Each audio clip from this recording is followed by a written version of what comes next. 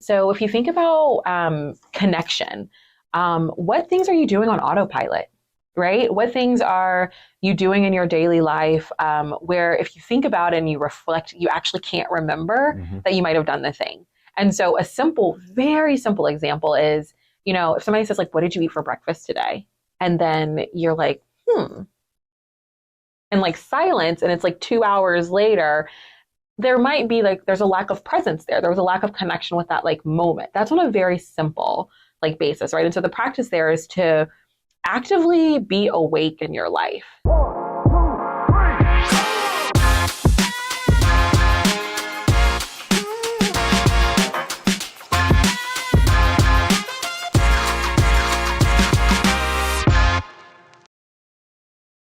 You're listening to America's Healthiest City on Mike King Biz Radio Network on ESPN Richmond 106.1 and Choice 105.3. Welcome to America's Healthiest City on ESPN Richmond 106.1, part of the Mike King Biz Media Network. You can catch us each week at 6 a.m. here on the network or on ESPNRichmond.com. Today in the studio, I have Ashley Williams from BareSOUL Wellness and the Well Collective, and I'm really excited about this conversation. We're going to talk all about individual wellness and connectivity to one another. But before we get started, if this is your first time tuning into the program, please visit americashealthiestcity.com to learn about our program. We are embarking on a 10-year community partnership to make the entire region the healthiest in America by 2033. And it takes everybody in our community getting involved to make that happen. There are small ways that you can get involved. There are big ways that you can get involved. And we encourage you to visit the website and leave your ideas on our ideas board so that others can be inspired to do the same. But without further ado, Ashley, thank you for joining me today. I'm so excited. Yeah, I'm excited to be here.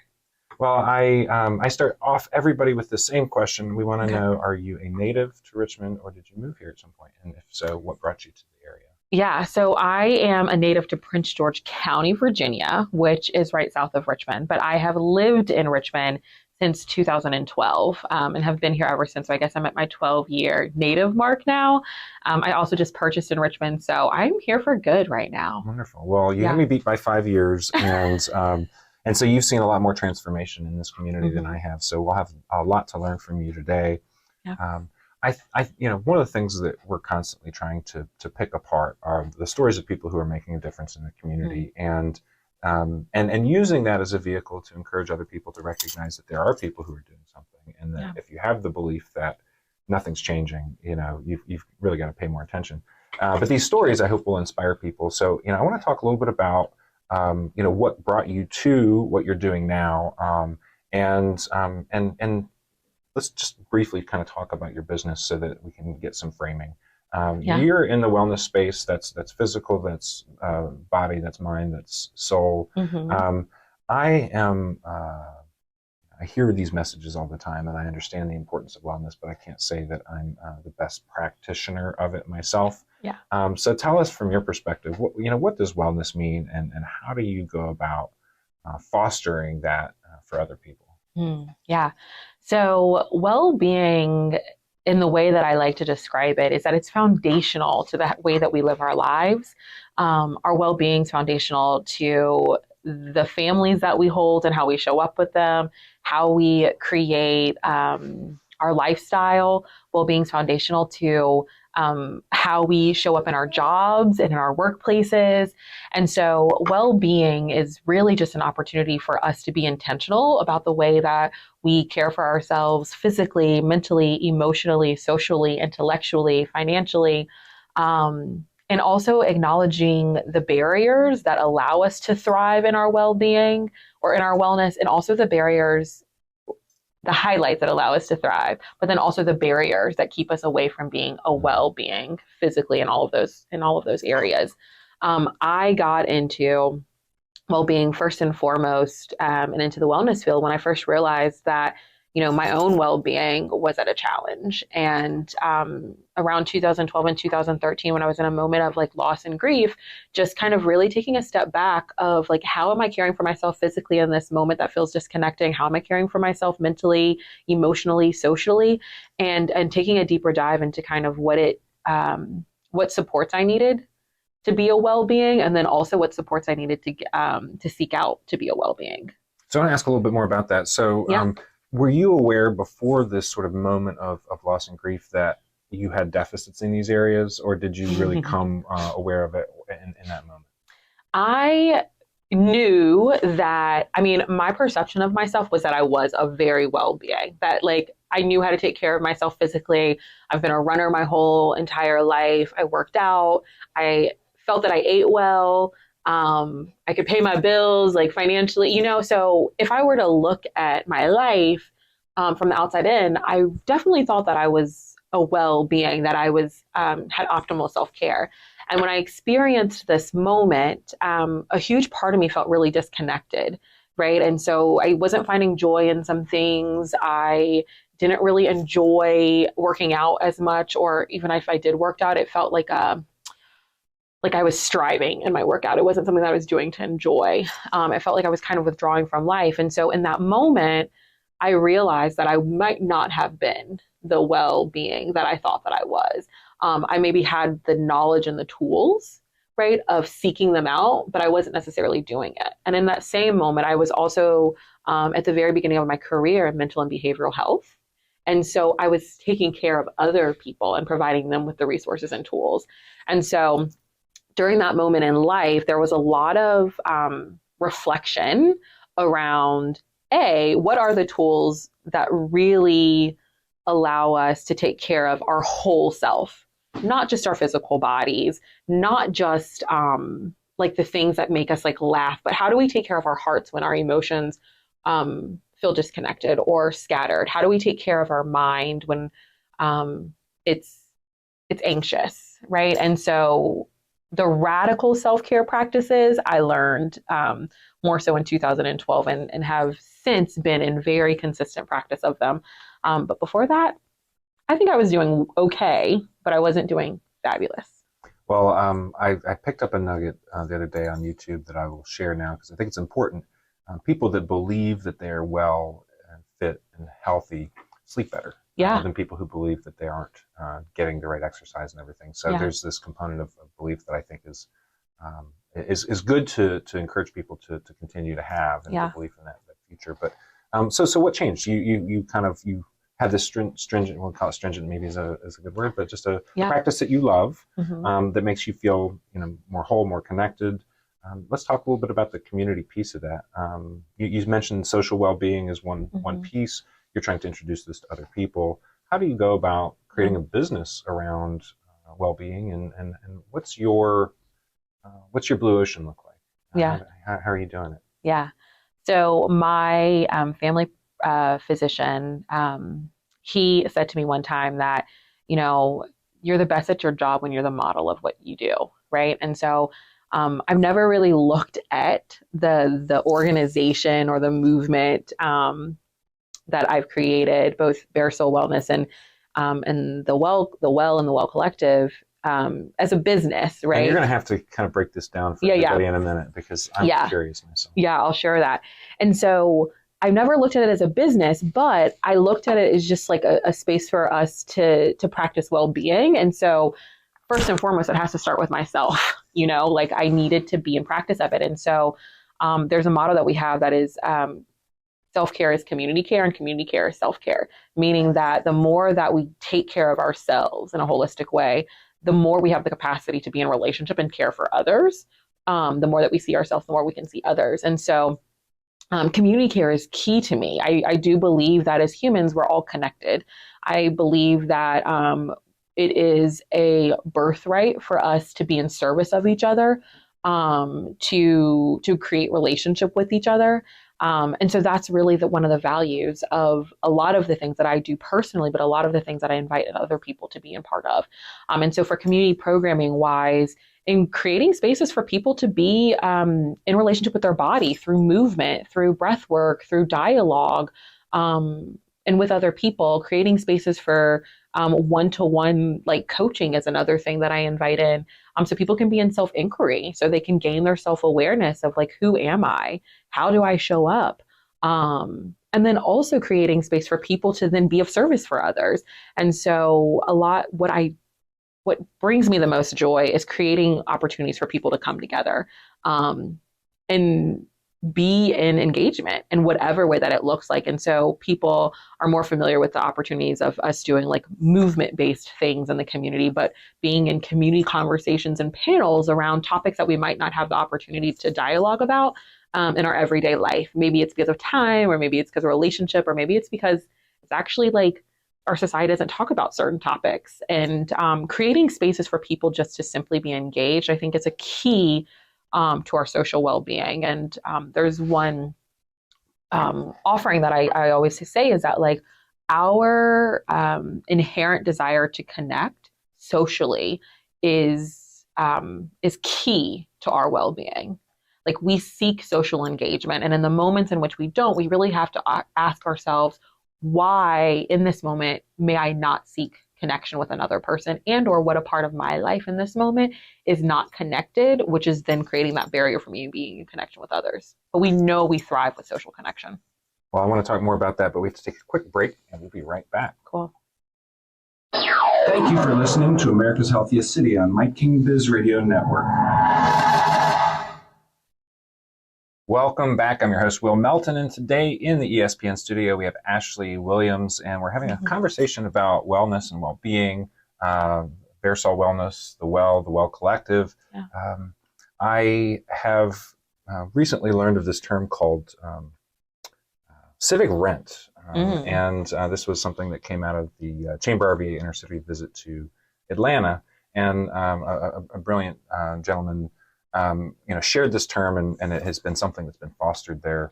And I love this idea that we would have a notion that we owe something to the community that we live in, as opposed to thinking that we get to live and sort of just roam around on our own and not really have to worry about this. But then we end up sharing all the same things. We share the land that we walk around on. We share the water that we drink. We share all this stuff. So we have to.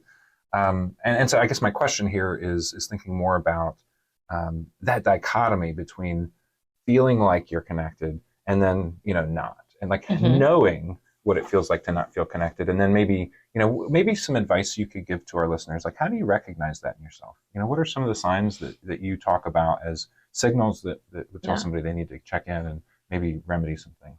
Yeah. Lack of presence, right? So if you think about connection, what things are you doing on autopilot? Right? What things are you doing in your daily life where if you think about it and you reflect, you actually can't remember that you might have done the thing? And so a simple, very simple example is, if somebody says like, what did you eat for breakfast today?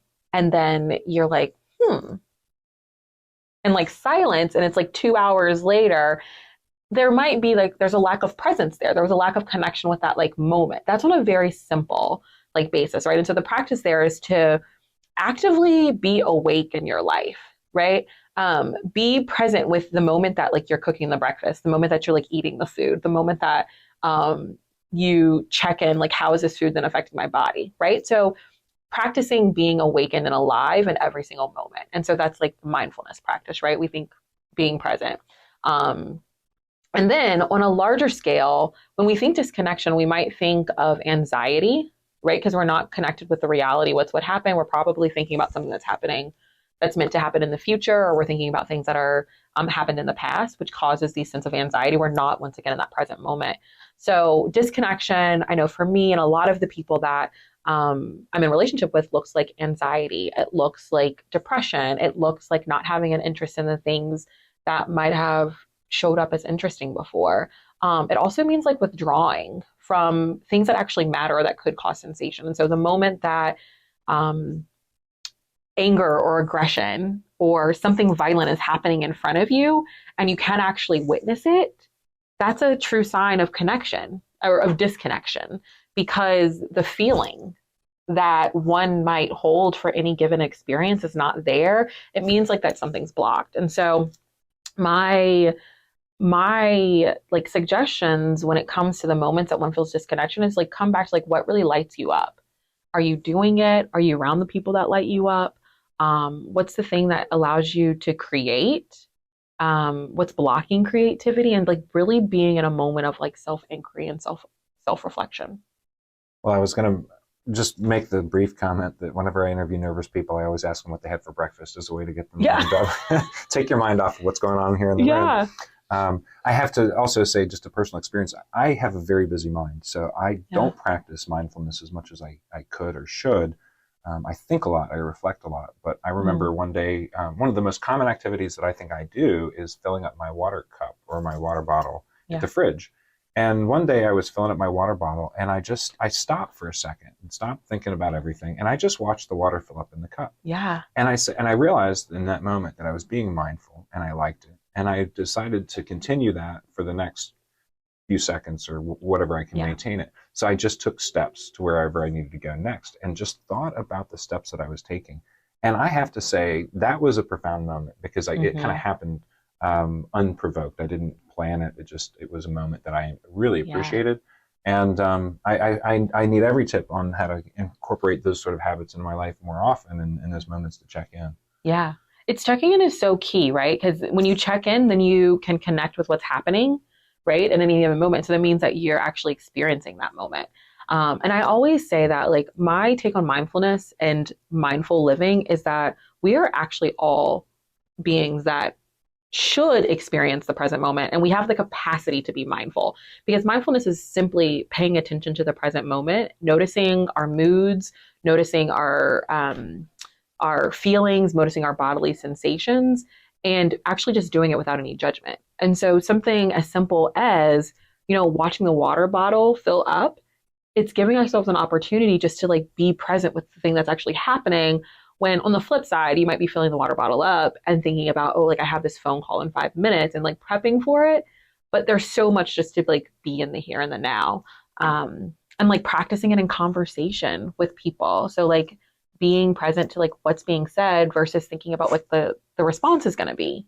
And so thinking of it less of a science of this thing that we have to achieve and more of, like you said, like a practice of like, can I be here now in this moment? How am I feeling here and now? Like, what am I present to in this moment? Like, if I'm angry, can I like say out of my mouth that like I'm angry? If I'm upset, can I just say like, oh, I'm upset right now and it feels this way in my body. And these are the things that like I need in this moment. And so just getting really curious in a compassionate way about all the things. I have to say, as a radio host, I have to constantly be planning my next question. Yeah, I know. Yeah, especially when it's like timed and stuff. So get it. Well, one thing I really appreciate what you said about labeling our emotions, because one thing I learned through Quest and LMR is, everything is on a polar scale. So if you're angry, you're not going to flip a switch and be happy all of a sudden. You've got to move kind of in that direction, but you have to start by recognizing where you are so that you know where you want to go and decide that you're going to go there. Yeah. So I appreciate that. We have to take another quick break, and then I want to talk more about your business and how you've broken that down. Cool. Sounds good. Thank you for listening to America's Healthiest City on Mike King Biz Radio Network. Welcome back. We are in the ESPN studio today with Ashley Williams. And if you are new to America's Healthiest City, if you would pop over to our socials on Instagram, Facebook, LinkedIn, and YouTube at America's Healthiest City, you can catch short clips of this show as well as full episodes on YouTube. And plug into the program, find out who our ambassadors are, look at the ideas that are being shared on our ideas board, and then become a part of this movement. Ashley, you have a lot going on, and I don't want to miss any of it. So can we talk about your sort of the breakdown of 3 businesses, talk about the branch building. I'm going to give you full license to take the time here, and I'll jump in if I have any questions. Yeah, of course. So in this moment, I am 10 years into kind of being a business entrepreneur in that capacity. Very seldom do I ever even like classify myself in that way. But over the past 10 years, I have created a space. I like to call it a movement, right? Less in the constructs of a business, but that we make mindful-based restorative practices accessible and approachable to the community and community settings. So thinking institutions, integrating various cultures around well-being within organizations, from hospitals, from school systems, and different nonprofits that serve both youth and young adults. And so over the past 5 years, we've truly expanded and evolved. And so that's been the birth of what a lot of people know as the Well Collective right now. And so the Well Collective is a movement really that is a collective of individuals that are wanting to create a culture where we center that wellness and well-being is the birthright of every human. And so we do a lot of identity work, do a lot of cultural building, and a lot of community engagement, all through restorative practices. And so the past 3 months have been really full. I am creating a restorative education and retreat center right in Chaco Bottom at 1015 East Main Street, which is known as the Branch and Company building here in Richmond. So 6 floors of 15,000 feet. Over the next year, we will be creating a space that holds all things like community, all things healing, and all things education. I want to know a little bit about your vision for this, because it's not every day that people pick up 15,000 square feet of space. One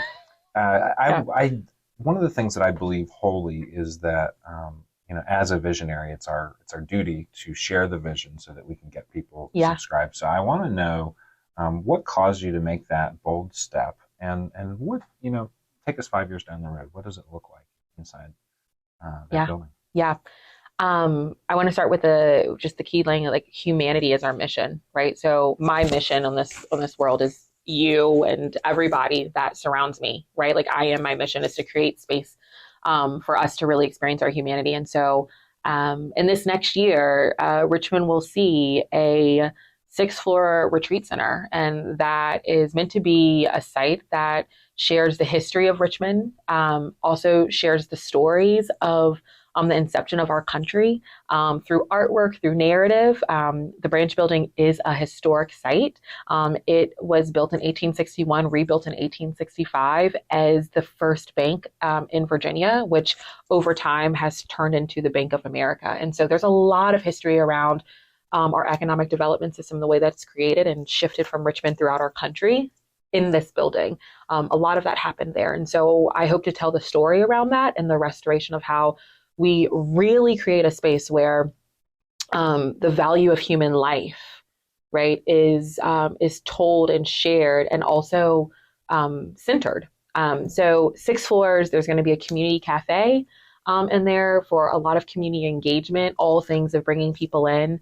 A healing arts floor that has all things restorative and healing arts practices, where one may take care of themselves mentally, physically, emotionally, and socially. We will then also have a floor for education and all of the educational and restorative programs, places where people can come and learn how to address the injustices, but then also build the knowledge. Dormitories for people to come and stay and retreat there over time. And so there's so much life that is meant to be created in this space. For me, it's definitely a restoration of our historical context and a reimagination of how we're in relationship with each other. Well, I'm a big believer in space being key to our community. Yeah. I used to be a part of a yoga studio in New Haven, Connecticut. It was aptly named Breathing Room. It was my first ever yoga studio that I ever went to. And they did such a good job at making the space actually feel like the name of the business. It was like a place that I could be away from everything else in my life. And so I just having this conversation, I feel guilty because I'm like, I don't do enough of all this stuff. I'm better at the community part, but I always have to work on it. So I'm stunned because that is a big vision, and I'm glad that you shared it with all of us, because I'm sitting here thinking about ways to plug into this and ways to tap into the space. I have to imagine that as you begin to kind of tell the history of this space, there will be some complex narratives that unfold. Are you looking forward to that? Do you have some trepidation around it? No, I mean, I've been in this work for the past couple of years. And so similar to how you were sharing around, like, if we can just like acknowledge or accept whatever, like we accept anger when anger happens, we accept happiness when happiness happens. If we have an opportunity to acknowledge what's happening, then we have an opportunity to then move towards the acceptance of it. Mm-hmm. And then we have the opportunity to then be in action. Right. And so that's the system, and that's the process on which I'm inviting people into, is to simply just acknowledge our narrative, right? Like acknowledge it, feel that like some parts of it don't actually feel good in our bodies. We might have some shame around it. Can we just accept it so the shame goes away, or at least is transmitted, and then that we can all act together and collectively? So my invitation for people is to be a contributor to like restoring our narrative and creating a history that we're proud of, so that when my life is shifting and changing and our generation right now is gone, that we're then telling a history that that we're proud of, and that there's space where like we valued people. And so my invitation is for people to be a part of that. Well, we have a few minutes left, and I tend to get a couple of these questions baked in. You've shared a lot of ideas in this show, but I'm wondering if there's any specific ideas that you have for Richmond, whether they be around social determinants or individual health, that we might put on our ideas board, small or big, that folks can tap into. Yeah, I invite people to be in more self-inquiry and self-awareness, to ask the questions like, what part of my life feel really good? And what part of my life am I hiding in the background? Right? Just get an individual self-inquiry. You might do that through journaling. You might do that through going to seeing a therapist. You might do that through like talking with friends and family, but get really, really clear on who we are individually and whatever work it takes to kind of bring forth your identity and your experience.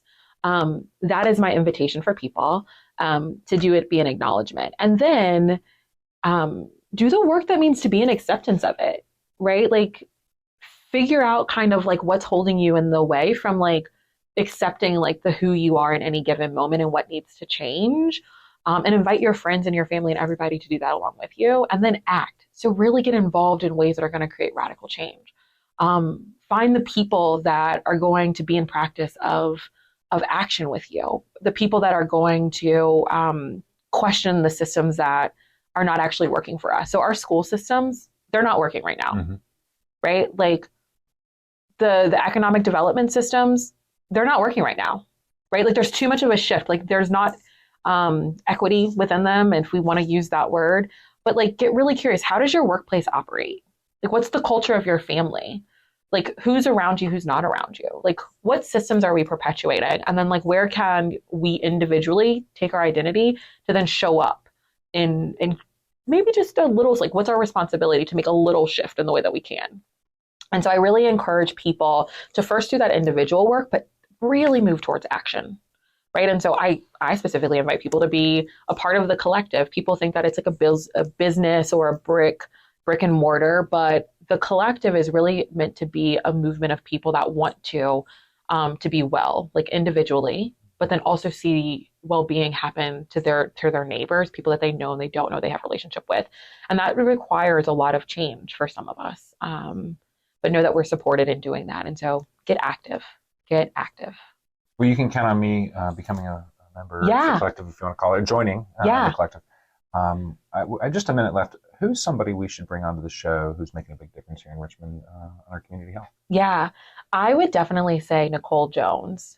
If you're not aware, she's running for the Ninth District City Council right now. She is phenomenal and a really good friend, but has made a huge impact with like the Art 180 community, but is also making strides within the Richmond community too.